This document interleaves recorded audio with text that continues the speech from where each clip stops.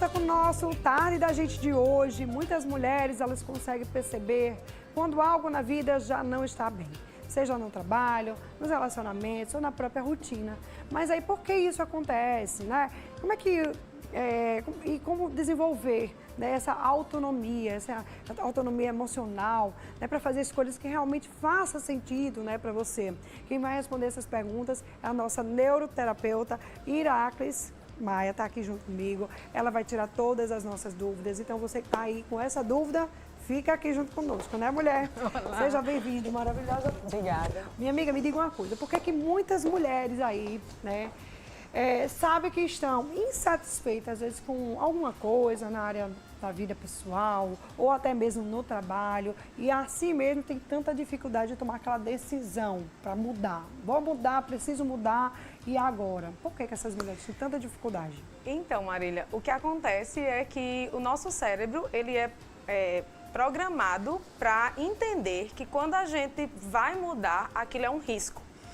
Então, todas as vezes que o cérebro está numa situação que vai para o que é risco, leia-se novo, ele tem uma tendência a mandar comportamentos para que a gente fique no antigo, porque o antigo é a nossa zona de segurança. É verdade. Então, por mais que a gente queira mudar, parece que algo trava, porque o cérebro acaba sendo o comandante de todos os demais hábitos, os comportamentos, e aí para a gente fazer essa mudança acaba sendo mais difícil, mas é basicamente existe assim, um isso. padrão emocional, né, que faz muitas mulheres, por exemplo, permanecerem em situações, né, que já perceberam que realmente não estão se sentindo mais uma coisa muito saudável para elas, né? Teria como elas perceberem de alguma maneira isso, não?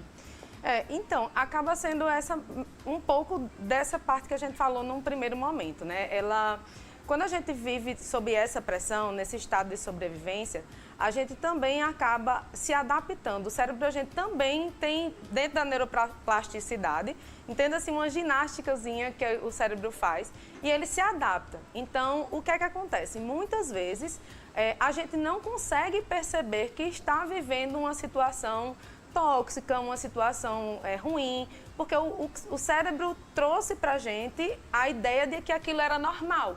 Então, a gente normalizou. Isso pode ter sido a gente mesmo quem fez, ou até veio da nossa família, de uma situação social, um contexto social onde a gente foi inserido. E aí é mais difícil para a gente poder discernir que a gente está vivendo algo que é prejudicial.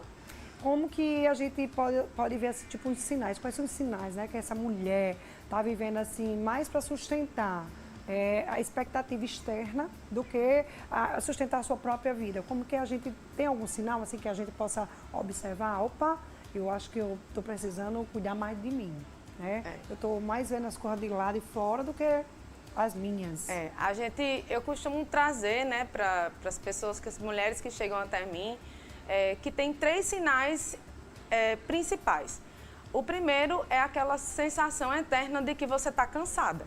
Você, às vezes, até acha que está tudo normal, você dá conta você acorda, você faz o seu dia, você vive na sua vida comum.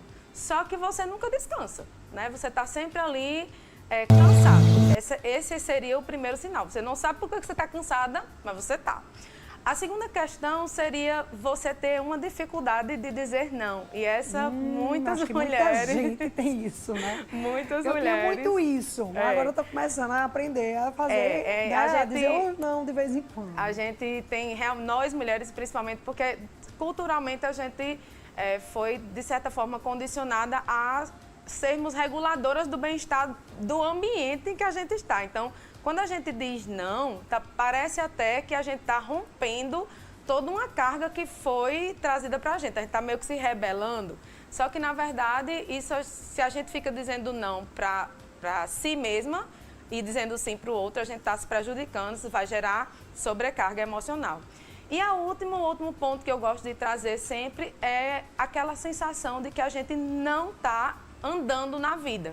É aquilo que você sabe que sua rotina é super cheia, você dá conta de muitas pessoas, todo mundo está em função de você, só que a sua vida, você olhar para você, o que você construiu nos últimos tempos, você tem uma sensação de que não saiu do lugar. É verdade. Então, esses 3 pontos são bem bem visíveis, assim, que você está vivendo mais para os outros. Às vezes a gente pensa mais nos outros do que em nós próprias, né? E isso é ruim também, a gente precisa parar e dizer, não, você precisa se cuidar, você precisa pensar em você, precisa fazer mais algo por você, você está fazendo tanta coisa para todo mundo e você, né? Tá ficando aquela em segunda questão. opção, né? Assim, Marília, o que eu vejo muito é que as mulheres, a gente gosta tanto de se doar, né? E a gente... a gente gosta, a gente sente prazer, né? De uma maneira geral, lógico.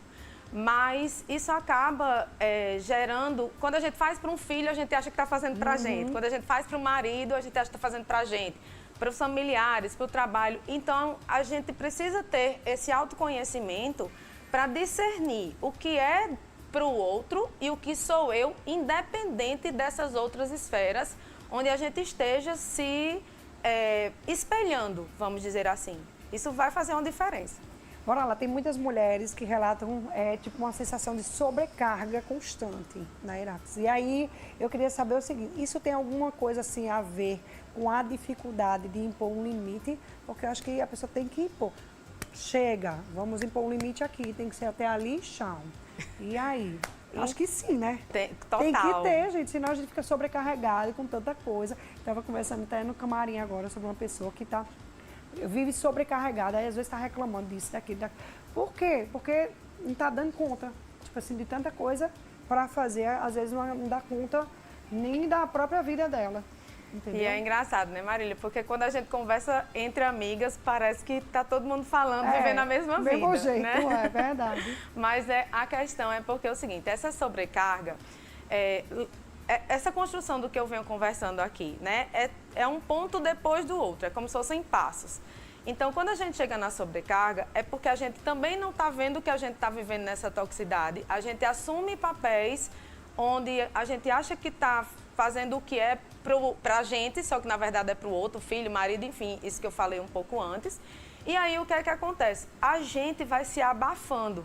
Então entenda de uma maneira lúdica que é como se a gente estivesse implodindo o tempo inteiro. Dentro da nossa mente, a gente está no modo de estou em atenção para todo mundo, menos para mim. Então, eu vou gerando essa sobrecarga, porque o que é meu, de fato, eu não estou extravasando. E aí é a sobrecarga. É verdade. Qual costuma ser agora o preço emocional, Irax, de uma mulher que ela passa muito tempo adiando as decisões importantes dela, da sua própria vida? Quais seriam, né? Qual seria esse preço que ela vai pagar mais na frente? Então, essa mulher ela acaba vivendo uma vida que não é dela. E principalmente, assim, eu vejo muitas mulheres, que é o meu público-alvo, né? Depois, 35, 40 a mais.